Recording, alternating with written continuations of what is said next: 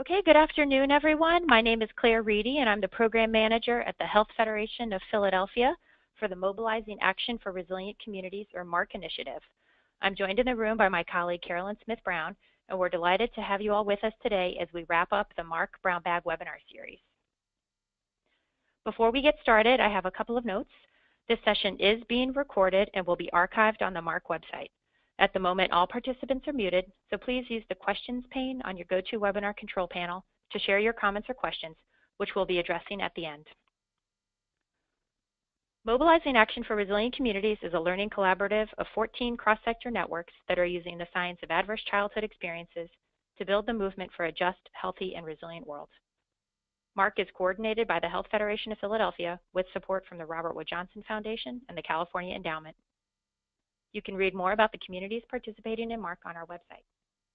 You can also check out our shared learning series in which we address key themes emerging across sites and related resources. MARC has an impressive National Advisory Committee, and I'm sure many of you recognize some of the names and faces here. We're thankful that they have graciously agreed to take on this webinar series. Today's session is the last in our series, but you can visit the MARC Brown Bag webpage to access the archives. The session today will be added to the site by tomorrow. Today we have the pleasure of hearing from Dr. Linda Chamberlain, who wears many hats as a scientist, author, professor, dog musher, and founder of the Alaska Family Violence Prevention Project. She is an internationally recognized keynote speaker, an advocate on domestic violence, adverse childhood experiences, brain development and trauma, and the amazing adolescent brain. She is known for her abilities to translate science into practical strategies with the diverse audiences that convey a message of hope and healing. Living on a rural homestead with her husband and sled dogs outside of Homer, Alaska, she has developed an advocacy leadership model based on her work with communities and experiences in the wilderness with her dog team. Recognition for her work has come in many ways, including as a scientist scholar with the Fulbright Arctic Initiative and an Alaska Woman of Achievement Award.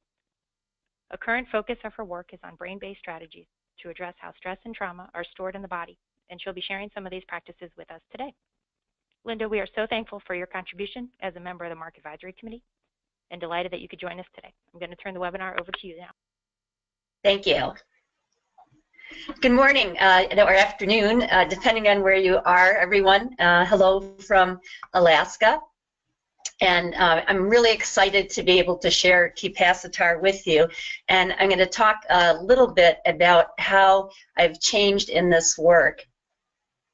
I just want to make sure, there we go. Okay.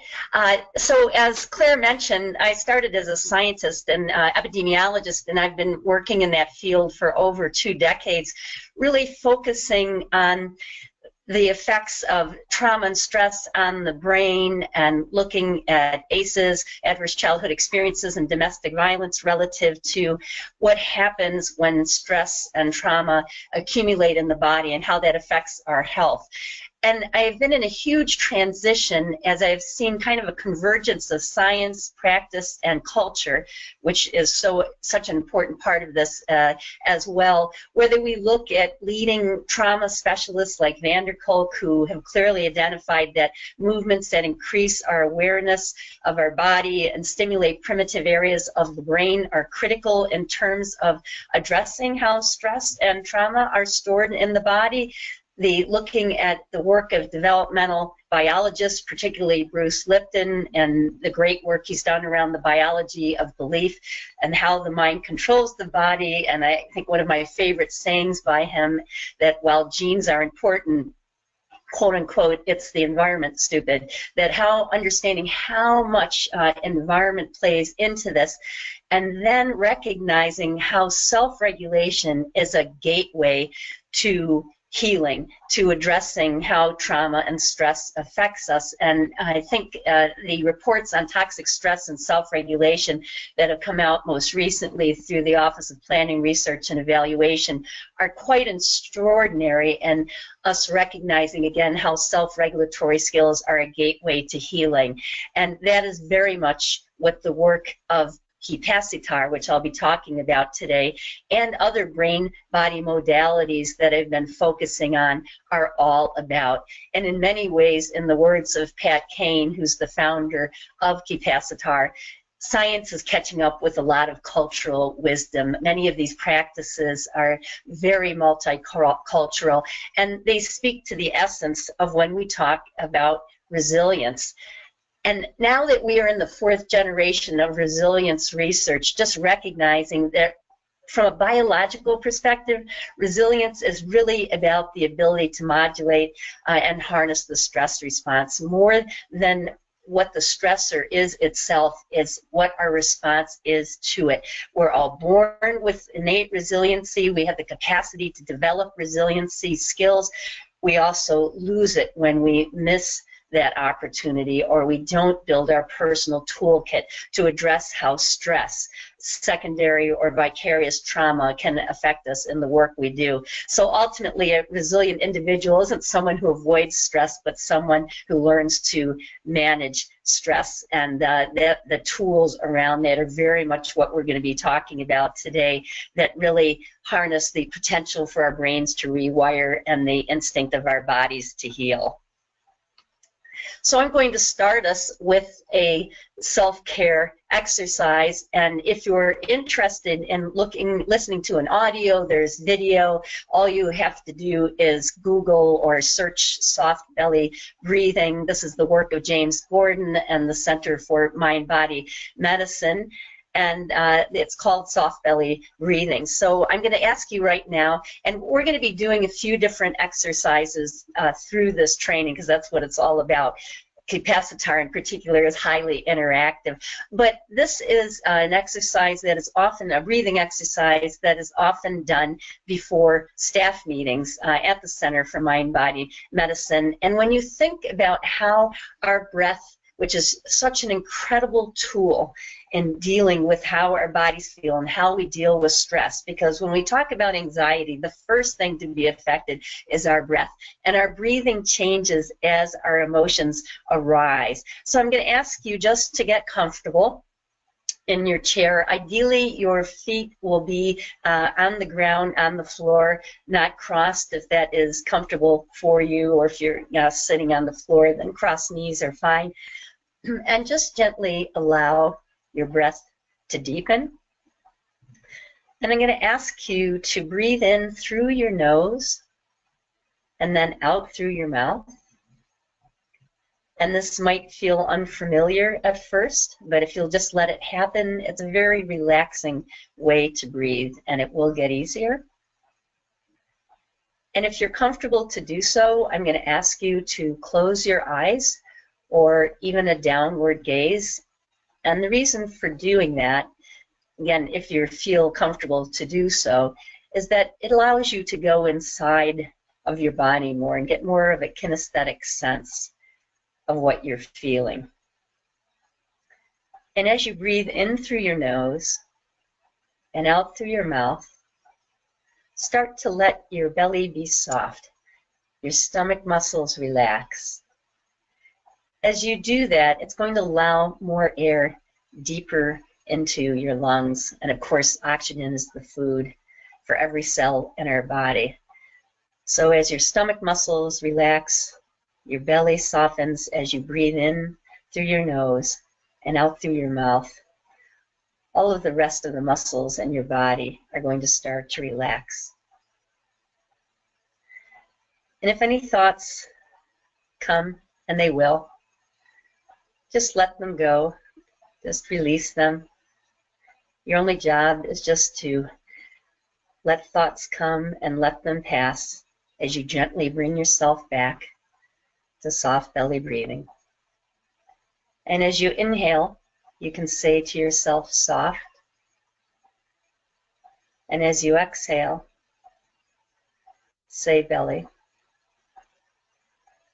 And just do a few more breaths in and out like that.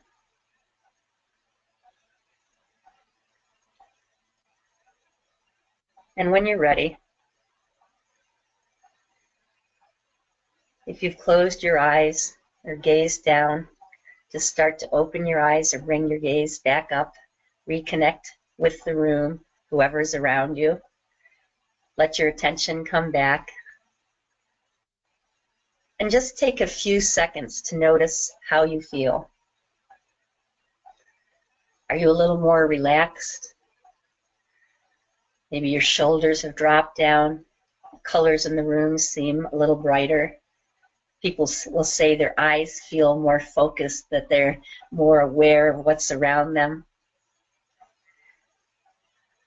And just think what it might be like as we go into meetings, very stressed fiscal discussions as are happening in Alaska right now and elsewhere.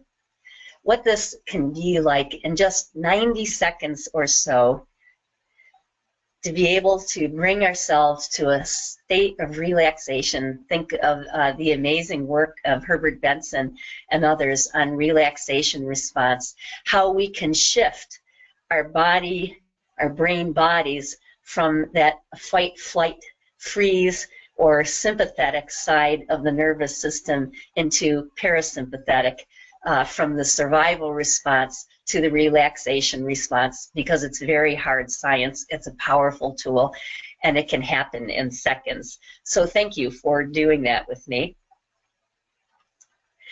And now I'm going to talk about Capacitar International, and I want to start by saying to you that this is the first time that Capacitar, which will be 25 years old this year and is in over 40 countries. And there's a toolkit at their website, www.capacitar.org. And Capacitar means to empower, but that toolkit's translated into more than 20 languages and more being added every day.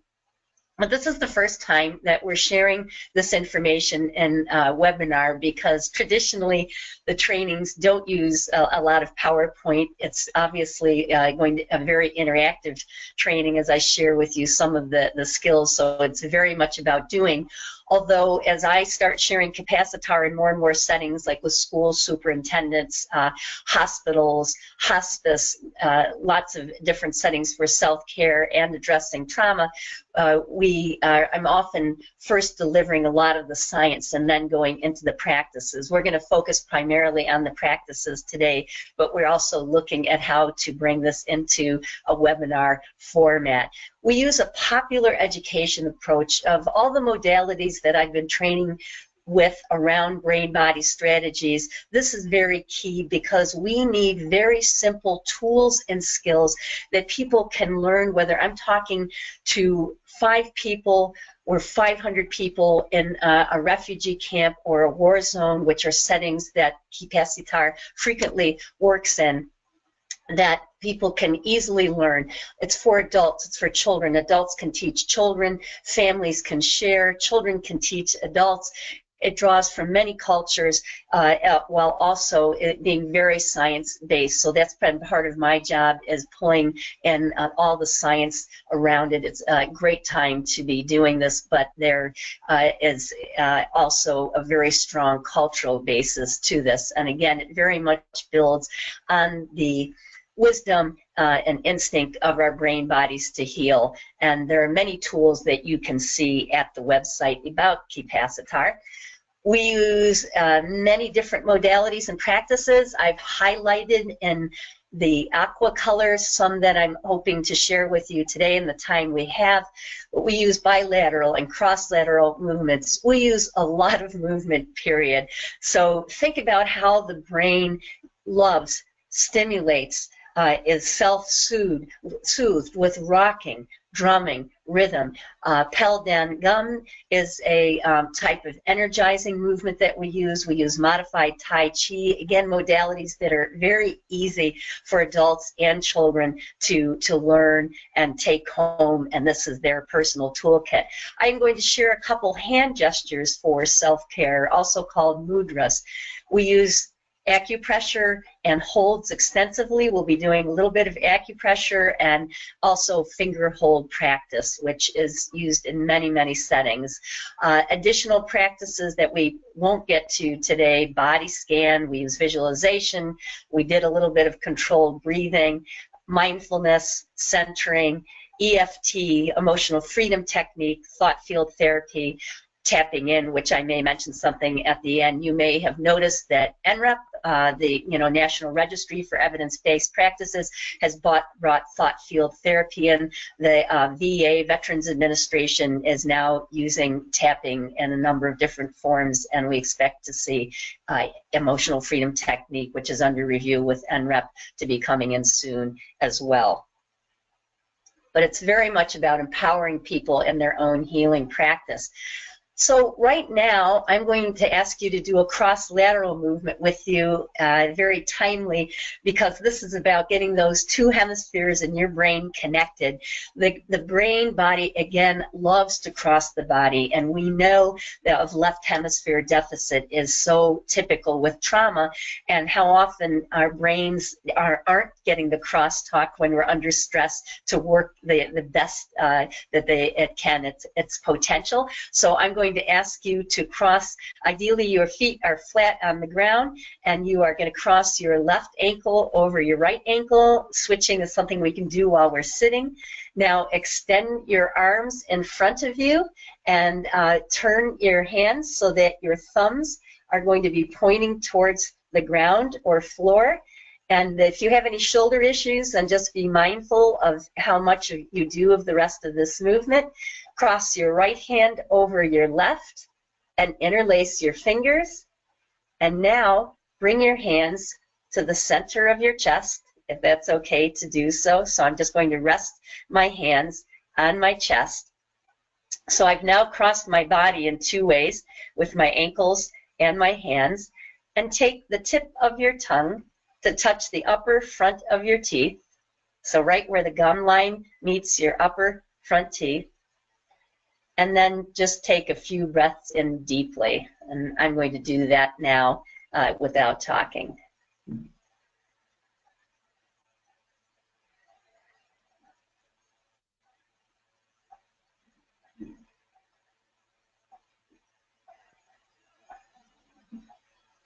Great. And you can unwind your pretzel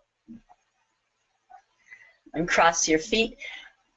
I was strategically doing switching to get your brains in mode for the something different that we're doing, introducing something new. This can also be a great movement if you're starting to feel dysregulated, or working with someone that is starting to dysregulate or not feeling okay. And you have a handout on how to do switching.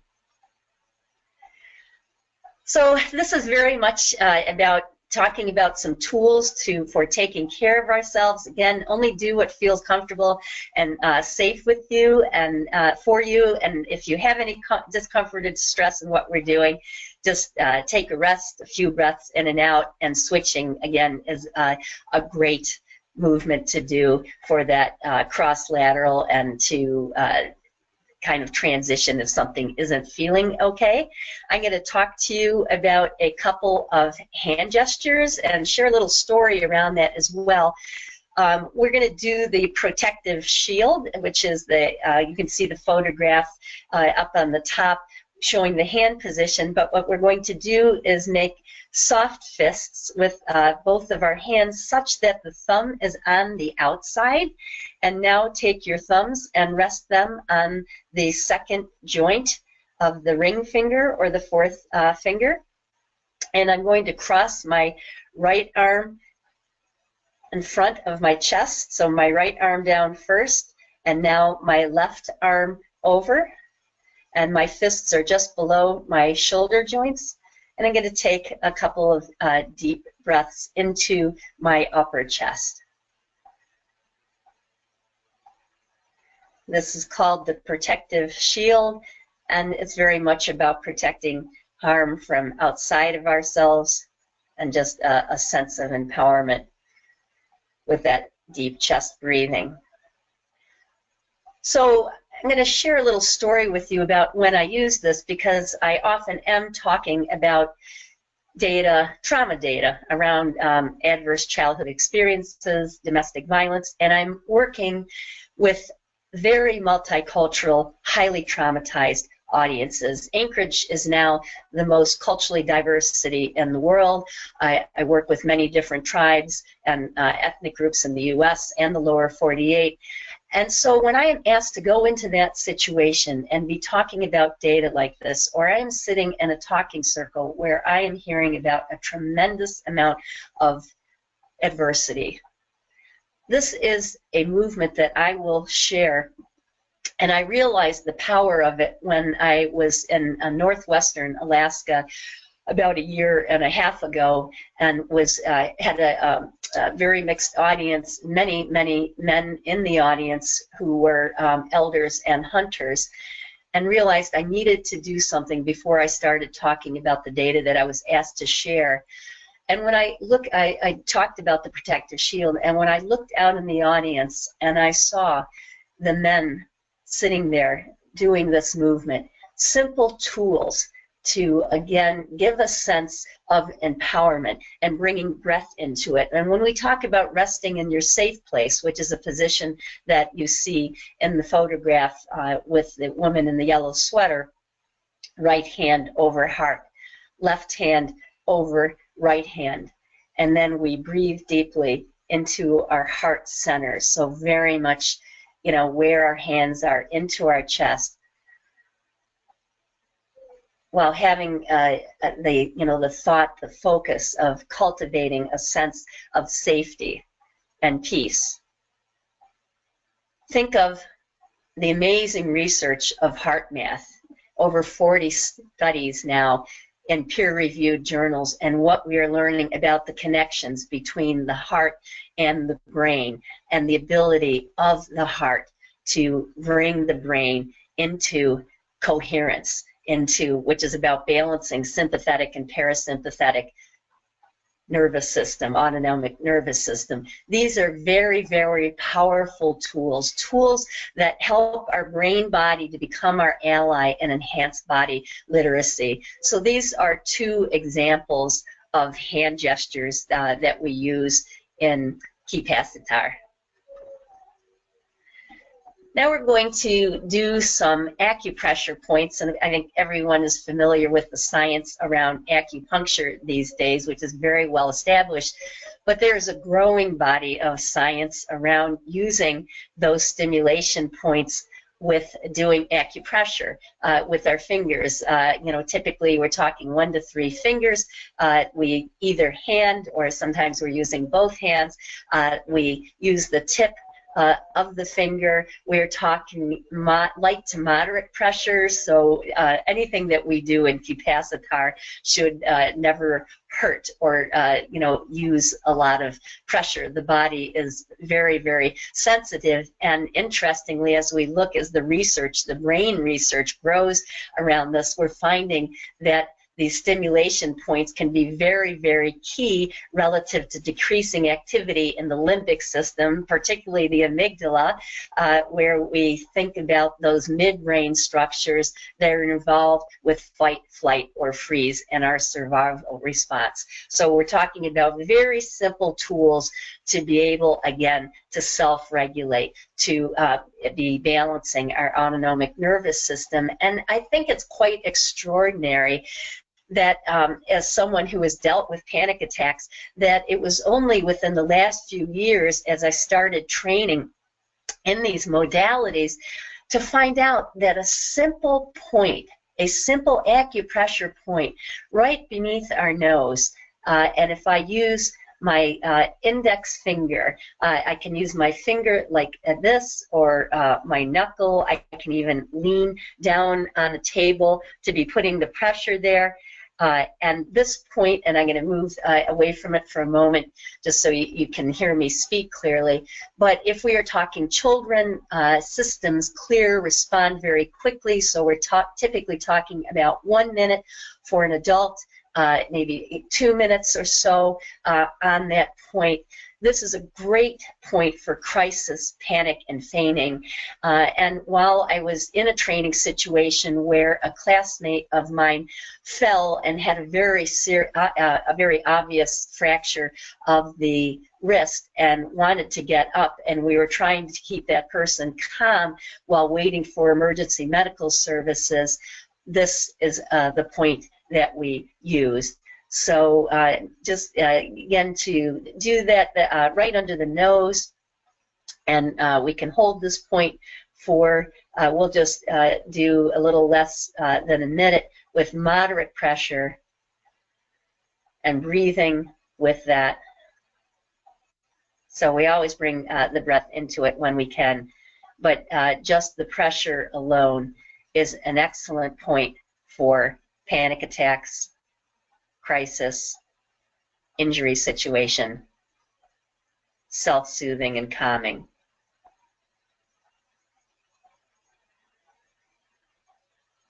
And I'm going to show you a couple more points because maybe this is too obvious a point.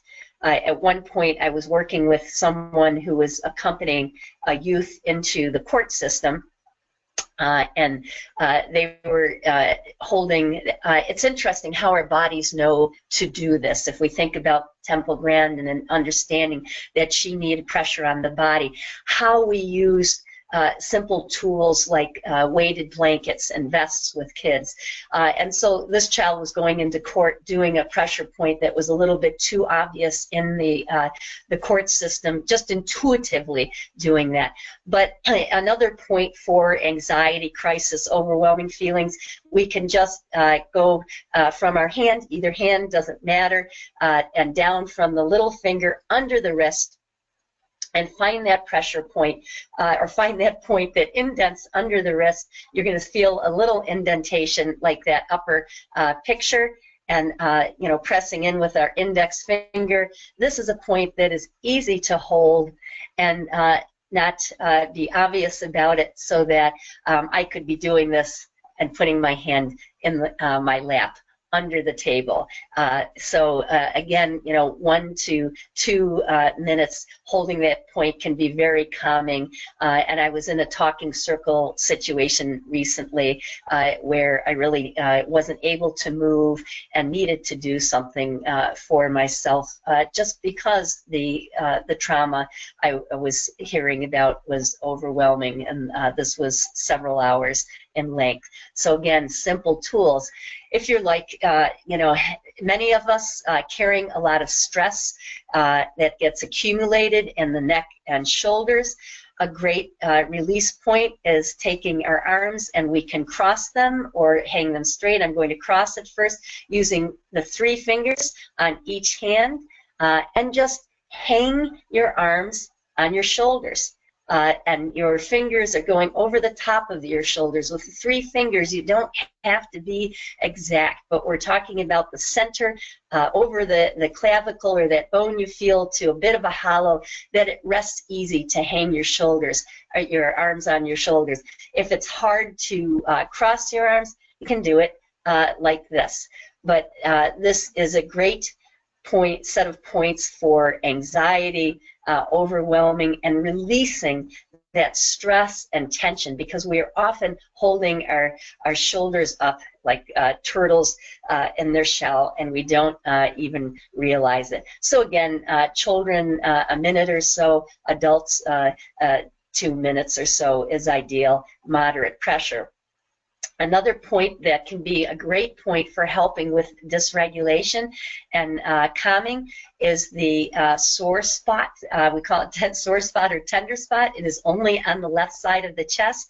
So if you come down the sternum or the collarbone, we're talking really just above the breast for women, about 2 to 3 inches to the side here, and feel around. And this is something that you can download the toolkit on Capacitar and read more about afterwards.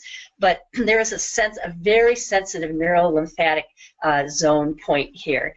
And if you find that point, it's a little more tender than everywhere else, and a great point for a little bit of pressure with a couple of the fingers, or you can even go in clockwise small circles, very calming. And sometimes it can take a little bit of time to find the spot, but once you do, you'll know it and be able to go back to it.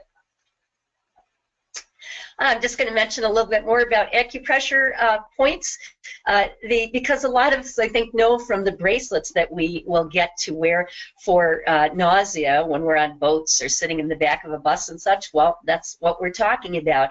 And if you don't have that bracelet with you, going 2 finger widths away from the wrist joint and between both bones on each side of the forearm, that's the pressure point for nausea.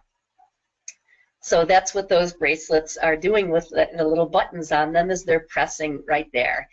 But we often hear in our work around self-care and trauma as well about stomach pain, whether we're talking about children saying they feel like they have rocks in their stomachs, or adults with lots of GI stress.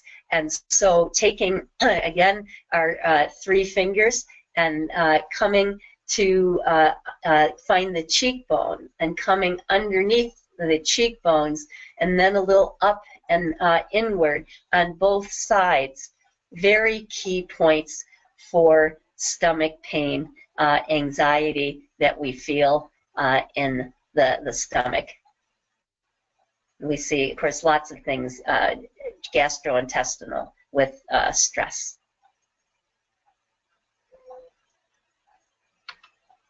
And I'm going to share one more point. We teach kids in classrooms these points often, and so I'm going to be facing you, but you can see from the photograph there where the thumbs are going to go. If you interlace your fingers, put your hands on the back of your head, so you're kind of on the ball of the occipital area of the brain, and our thumbs will hang down such that if you feel the end of the skull, where the skull ends on each side, where your thumbs are dropping down, and then just indent right down there where the skull ends. There's kind of a natural indentation on each side. Now, these are great points for emotional heaviness and stress. You'll also realize that it's dropping your shoulders down, but it's doing something else.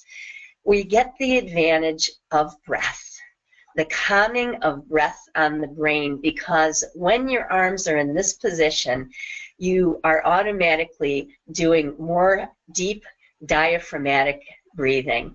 And so often under stress and also emotional heaviness, we start to breathe more rapidly and shallowly and just from the upper part of the chest. So this is a kind of a win-win position all the way around that is going to deepen our breath as we take a few deep breaths with this and hold those points.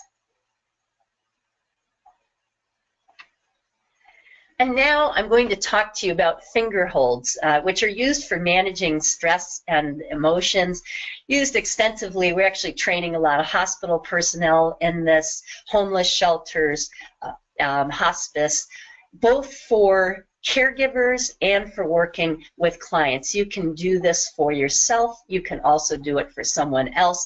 When we are working with children in particular, we will have them trace their hand and then use words that they would identify similar to what you're seeing. Children are obviously going to use slightly different words, but we're talking about, channels, meridians in the body that connect with organs and certain emotions. This is a technique to be able to release stress, unblock, release emotions. And we start with the thumb being for typically tears and grief. Fear is the index finger is fear and panic. No surprise for U.S. culture, but not for all cultures. The middle finger being age, rage, resentment. The ring finger, and we can think about how we twirl our fingers, our rings often on our ring finger. Worry, preoccupation. The little finger, self-esteem. Children will say feeling small. So we might have them trace the hand. We do this with adults too. Color it, because what color they identify with different emotions. So it's an emotional literacy tool to be able to do that. When we are doing the practice, what we are going to do, again, either hand, wrap our fingers around a finger that we choose, or maybe we're working through several fingers, because often we're dealing with more than one emotion, and this can be a tool to kind of peel the onion to understand those different layers, that the first emotion we might think we're feeling actually helps us to recognize that another emotion that we're feeling more deeply. But we wrap our fingers around the finger that we choose to start with, and it's again a moderate hold, and we're going to hold that finger for 1 minute or so for children, 2 minutes for ourselves, or longer if we choose. And we're just going to kind of breathe with that as we think a bit about letting that emotion, that feeling that we're trying to identify and deal with, and letting that go. Lots of cultural traditions around this practice. You think about in Indonesia, how people will put their hands in the dirt to release emotions. Think about how we garden and our hands in the dirt, how releasing that is. A child sucking their thumb as a calming tool. I mentioned to folks that you often might feel a bit of pulsing, and people will sometimes say, oh, and I'm talking about pulsing or pulsation, that sensation. I'm not talking about feeling your pulse. If you, to feel your pulse, you would be holding your finger way too tightly, and you wouldn't be having a finger. So this is just a light hold. If you're interested in more information about finger hold practices, you can go to the National Center on Trauma, Domestic Violence, and Mental Health. They have a beautiful handout, and I believe I've also included that as a handout today. It's a 2-pager. This is a very common practice and powerful practice being used in lots of different settings. And as a quick story around this, I'll just share with you that I was in a staff meeting, one of the last staff meetings I was in with government before I left in May, talking about the fiscal crisis, and I was holding my worry finger. I was very worried about the future, and interestingly, I don't know what even caused me to do this, but I actually moved over to my middle finger, and which was like ba-boom, ba-boom, and I realized that it was helping me to identify what my underlying emotion was in that situation, which I think often we don't recognize. We're not good at identifying the emotions that we're really feeling, and so it's a very helpful tool in uncovering that and just dealing with blocked emotions. Just wanted to show some photographs here because I'm very excited about the work. Capacitar is around the world.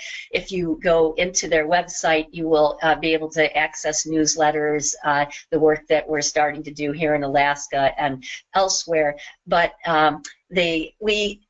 Capacitar's very oriented towards being culturally adapted. So one of the challenges in working in Afghanistan is restrictions for females relative to doing certain movements and such, and so the practices are adjusted to deal with that. And of course they are gender separate groups there, and I just love seeing that little boy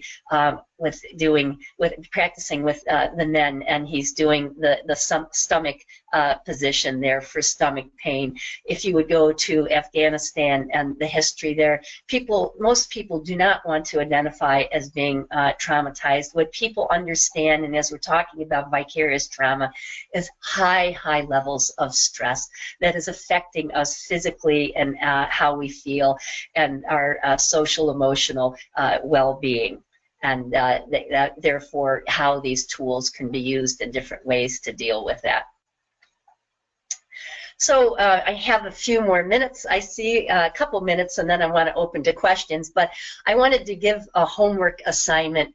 We use emotional freedom technique, thought field therapy, technique, which will be, and I'll be sharing these at the upcoming MARC Summit extensively. In the training I do with schools, I used to not include emotional freedom technique because I thought maybe that was, more advanced, or that we just should be bringing in simpler things first. And then I would bump into school superintendents and principals on the planes and elsewhere as I travel, and they would come up to me and say, Linda, listen, we wanted to make sure that you know about tapping.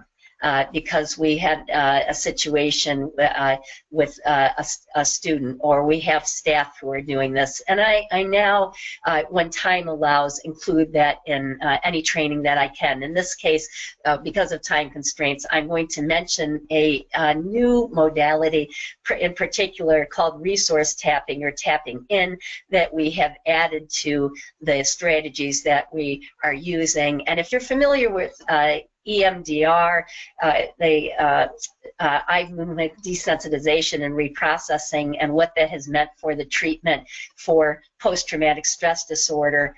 These are modalities that are being used extensively now when we look at, because tapping is very much a derivative of that, using bilateral stimulation through tapping on the body, and resource tapping often will just go on the knee, right, left, 6 to 12 times while we think of a positive emotional memory experience. We very much want to engage our imagination in this, because we know how these memories, images are stored in the body-mind network, and we can strengthen that positive imagination, that internal tool, with bilateral tapping on the body. And this type of stimulation calms the central nervous system. So we won't do the practice today, but just to emphasize how much this is part of our toolkits, along with emotional freedom technique.